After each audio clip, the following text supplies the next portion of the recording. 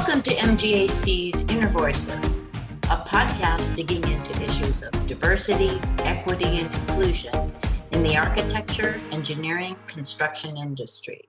Brought to you by MGAC. I'm Beth Scully, residing in Seattle, Washington. I'm a Senior Project Manager. As always, to our audience, this podcast is not a discussion between experts on all things diversity, equity, and inclusion. I can speak to my lived experience and do my best to help our guests share their experiences as well. Our goal is not to hold a platform that espouses our expertise on diversity. We want to share our stories that we might not have known in an effort to figure out how together we can create better outcomes for all of us in the AEC industry and beyond. Today, we'll be talking to Andrea Carusi. Andrea and I have spoken together prior to this podcast, and her story is a profound demonstration of perseverance, fortitude, and drive. Andrea, can you tell our listening audience a little bit more about yourself? Hi, Beth. A little bit more about myself. My name is Andrea. I'm originally born and raised actually in Venezuela, so I'm South American. I started here at MGAC 2 months ago now, and I'm the marketing manager for the Los Angeles office. And one of the things that drew me to really having this conversation with you was that beautiful post that you made in LinkedIn. And I thought, this is a person I really want to get to know. This is somebody really extraordinary. And turns out it's absolutely the truth. So let's start with the fact that you just shared you've landed at MGAC, and knowing that everybody has a story and a journey. Yours is exceptional. As a child, you had a dream. What was that dream? Well, I have many dreams. I think at first I wanted to be an astronaut, but then at some point in my life, I visioned myself always being in La La Land for some reason. Actually, that was a dream that I share also with one of my best friends back home. And we're always like dreaming, like daydreaming about Los Angeles. And it was always a dream because I didn't ever see the possibility of actually being here. And the fact that today, 2022, I've been here for almost 7 years now. It's unbelievable sometimes waking up to it. That was one of my biggest dreams when I was a kid, where I wanted to be. Talk about manifestation, right? Kinda. Yeah. In a really weird way, but it happened. Yeah, it did. It did happen. But let's just do a little rewind here, because you shared that you were born and raised in Venezuela. And that is a country that has been torn by political upheavals. And when you started at university, you started to be an architect. Yeah? Yes. Part of that is because my family has that background in this industry. My grandfather, God bless his soul, he was a topographer. And my dad was a city planner. My mom studied interior design. And my brother is a civil engineer, specializing like structural. So I was pretty much thrown into that. I was confused because I've always been the rebel in my family, in the sense of not following through what everybody else has done. So for me, it was like, yeah, I like to paint, one of my hobbies. I thought honestly, architecture was a lot about that. But that was a class that I loved with a really well-known artist back in Venezuela. It's called Miguel Cabrera. He has this class, I don't remember the name, but we were supposed to do art through geometric figures. So I took that opportunity to present my skills on it. And I thought it was that. But then when I started to see design classes and that, I'm like, no, isn't for me. So it was a shift. I like civil engineering, and then I chose civil engineering thinking that I could follow my brother's steps. And after 2 years and a half, 3 years, I decided to drop out completely. And I didn't tell my parents that I dropped out of college. So that was a problem. When I got home with all my paperwork, they were like, what? So I took 1 year to, getting myself to know myself on what I wanted, because I felt that I was just pleasing everybody with what people wanted and not myself. I was very conflicted when I graduated from high school, so it was really difficult for me to find my way. But I've always been somebody that I'm okay with numbers, I can do them, but I'm better with words or anything that comes in the human part of it. So that year also where things happened in Venezuela, like political problems, part of me wanted to become one of those people that speaks the truth. So I decided myself, yeah, I want to pursue journalism. We need people to be able to tell the truth about what we live. It's not what you see on networks or anything. So I was driven by it. And I think I'm really good connecting with people. So that for me was a no brainer decision. And honestly, to this day, I think it was one of the best decisions I ever made. I'm really grateful about the opportunity and the opportunities that have presented through it. So it has been a roller coaster, but part of being that, it led me to being here. I'm grateful for it. And I took that opportunity. We're grateful you took it. We're grateful you're here. But I want to explore some of your experiences. I mean, obviously, you went into journalism because there were political ideologies that you didn't necessarily agree with, right? Yeah. And I'm sure that with your investigatory skills, you started to uncover some things. Can you share what kinds of things and the journey that you took there?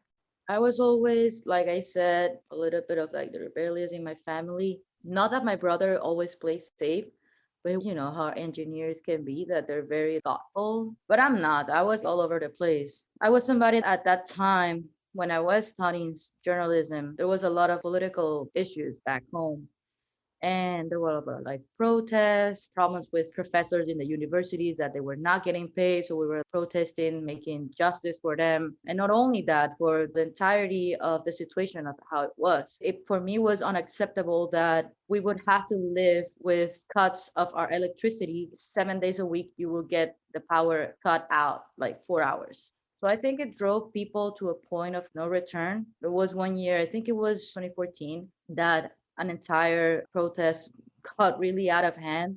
It led to like few months of the country basically stopped for it. And there was a lot of death. There was a lot of friends that got hurt in unimaginable ways.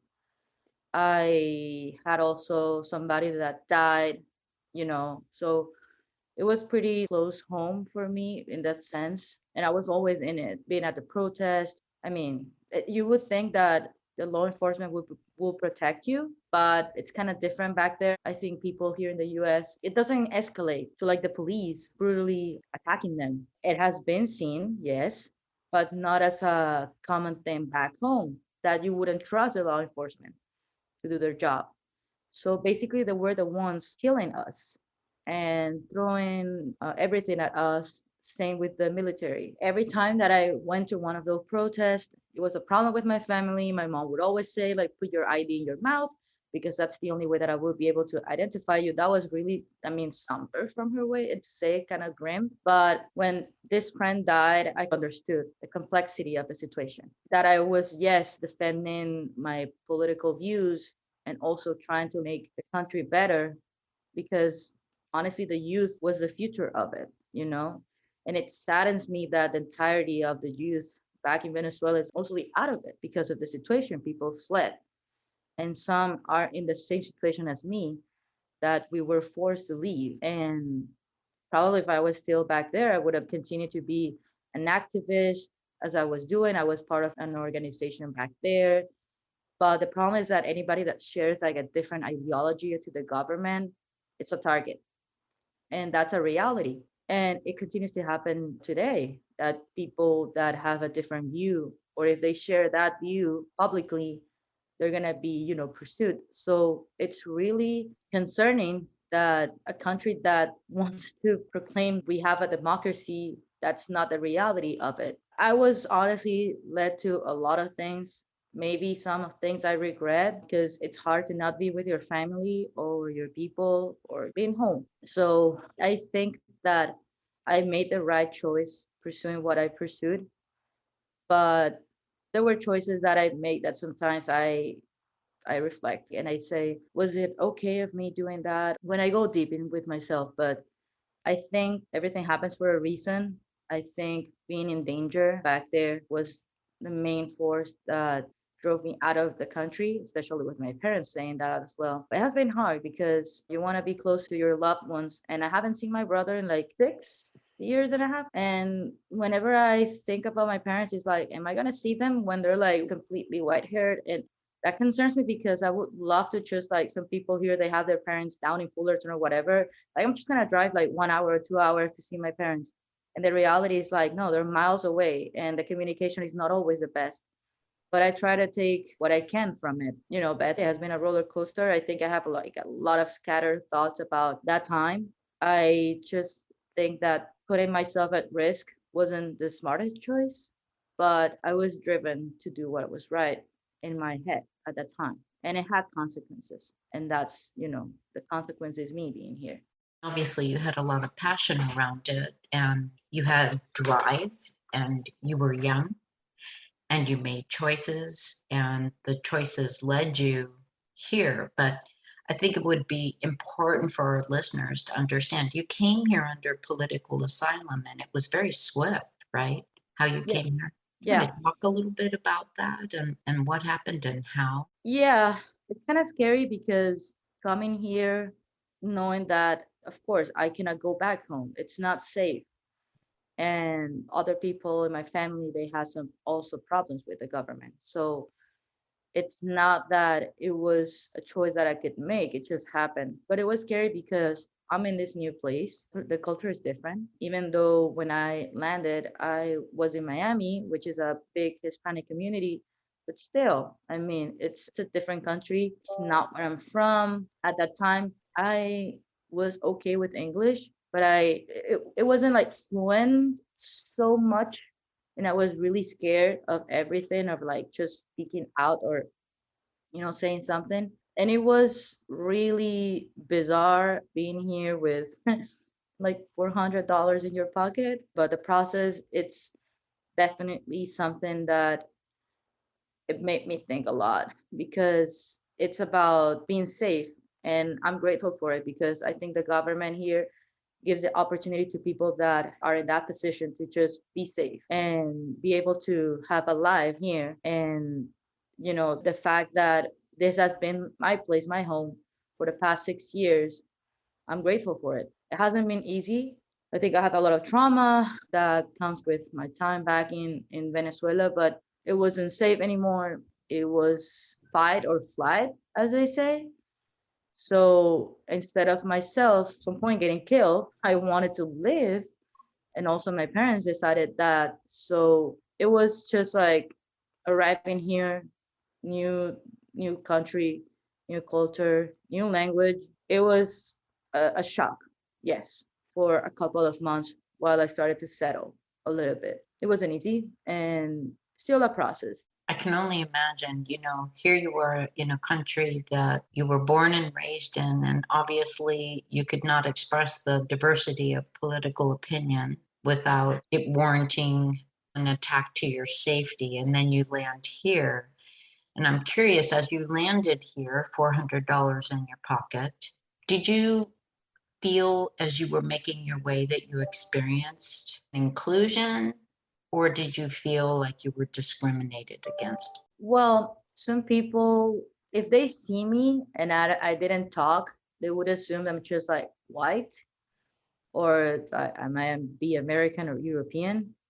But as soon as I open my mouth and then you would, trace the accent, you're like, yeah, she's not from here. There's always this scare of, where you come from, because Venezuela is not seen as a reputable country at the moment. Sadly, we don't have a good reputation. But it was kind of like shocking that people, would say that I'm from Venezuela and they're like, but you're white, or this kind of things. And I'm like, what does it matter what color I am or where I'm come from? Like, it's just, it baffles me sometimes when people, they would make those comments to me, or when they hear me talk, they would be like, go back to Mexico or saying me things like that, which are pretty wrong because Central America and South America are pretty big and it's like a bunch of different countries. So we're all not Mexico. I feel like here, as where I am now in California, I feel more comfortable. I feel more like at ease of who I am. There's a big Hispanic community in here. The fact that we're next to Mexico, that really helps. I'm not saying that Miami was hard or anything, but I think even within the Hispanic community, sometimes they have this conflict in between the different Latin America countries. So definitely there has been some discrimination. It sometimes happen now as of today that I go somewhere and somebody hears my accent and they're not okay with it. It has happened in the supermarket. Somebody would make any comments of it. But at this point, I try to already compartmentalize that. I don't take that anymore into a point of me being offended because I know who I am.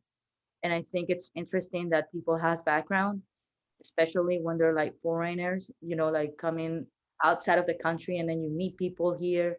That also has inspired me to embrace my identity and not just try to forget what I'm from. There's, of course, this adaptation of cultures because Venezuela, you cannot stop at a red light. That's a no no. You have to drive through because otherwise you're going to be robbed or somebody's going to intercept or whatever. So it's about safety that you would do that. And those are things that you don't do here. But it doesn't mean that I'm going to be driving and running red lights.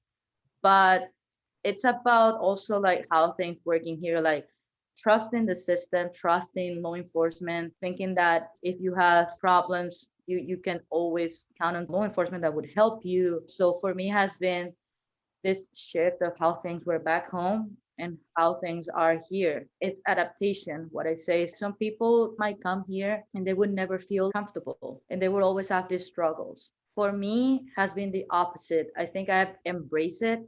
I think some people would be angry that Venezuelans would celebrate the 4th of July. But I think, why not? I mean, this is a place that there's a freedom speech. I mean, I know there have been some problems, but still, you have basically the entirety of the world, what it means like to be free. I don't see the problem of me celebrating the Independence Day of the country that I'm currently living in. And that has opened the doors for me and opportunities. This wouldn't happen anywhere else. So it's being grateful for it. And like I said, it's about adaptation and understanding where you are.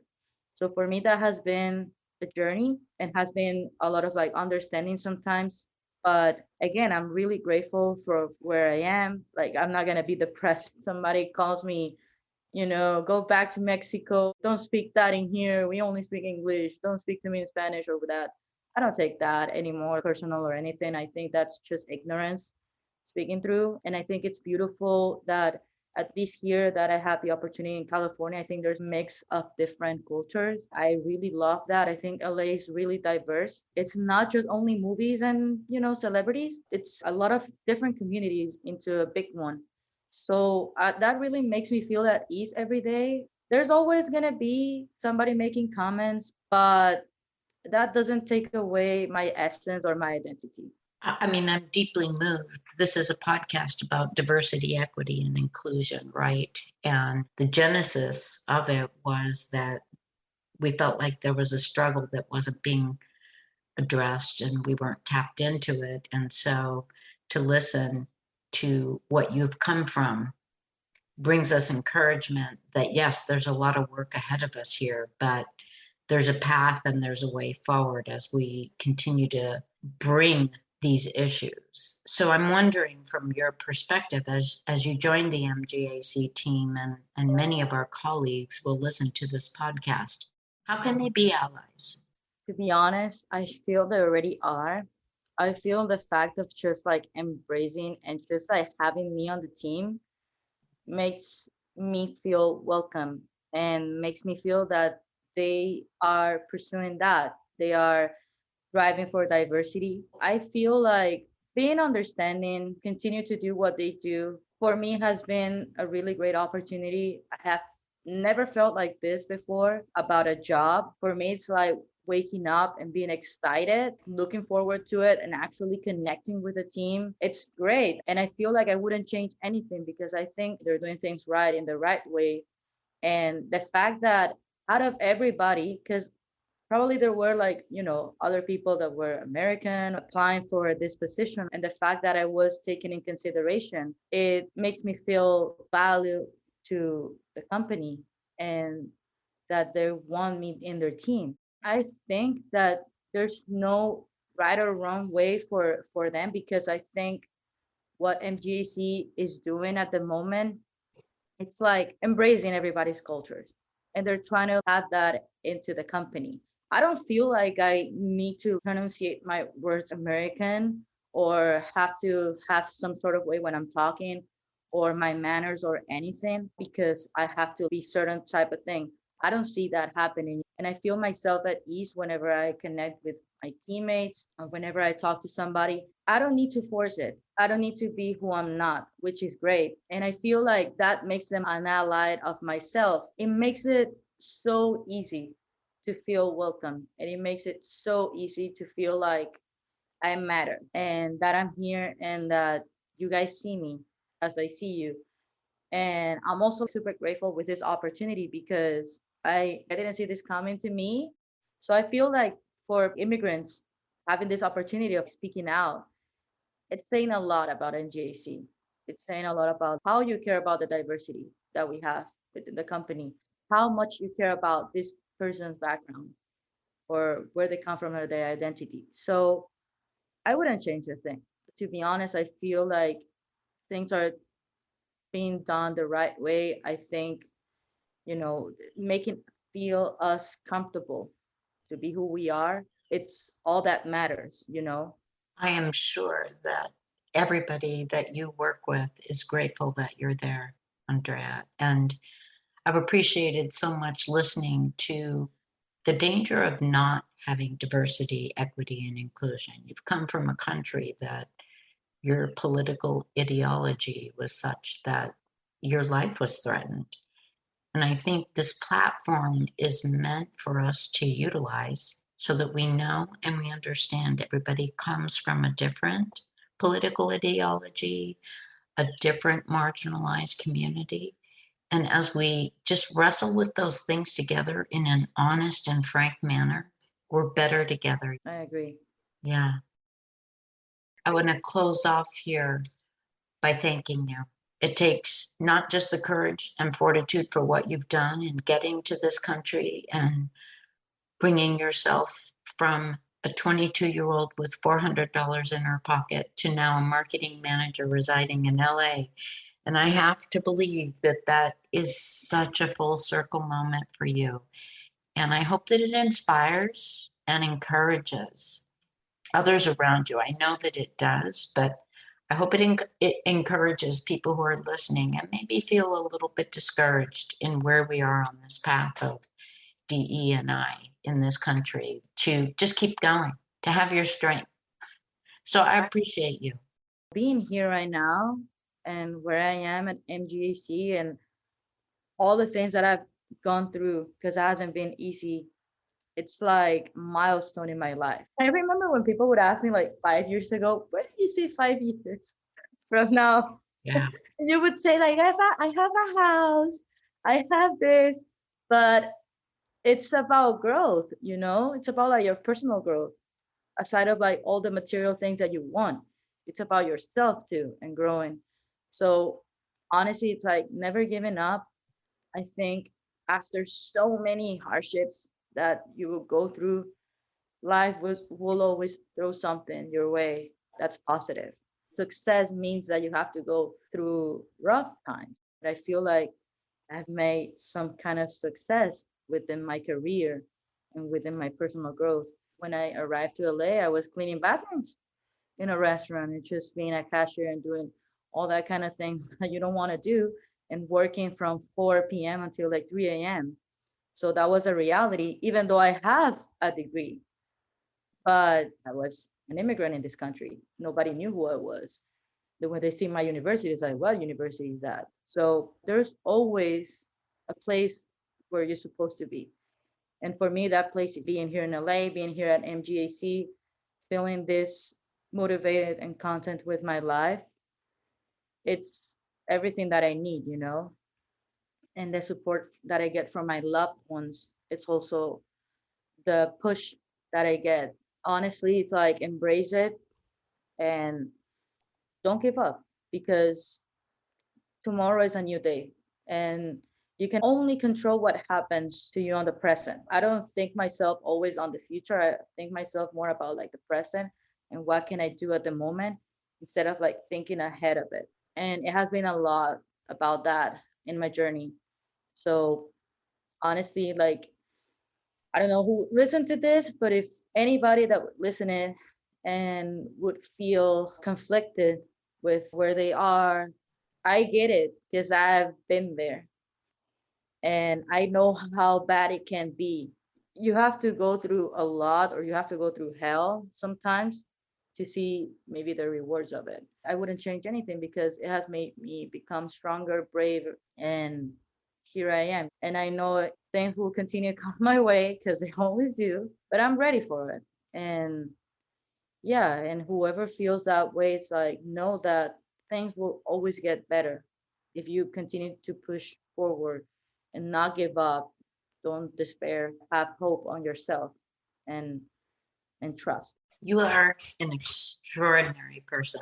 It has been such a pleasure to talk with you. I thank you for your transparency, for your candor, for sharing your story in this public way. And I know its effect will be great. So thank you, Andrea. It's been a Thank you. pleasure. That concludes this podcast of MGAC Inner Voices. Thank you so much for joining us, and please check back next month for another episode of Inner Voices.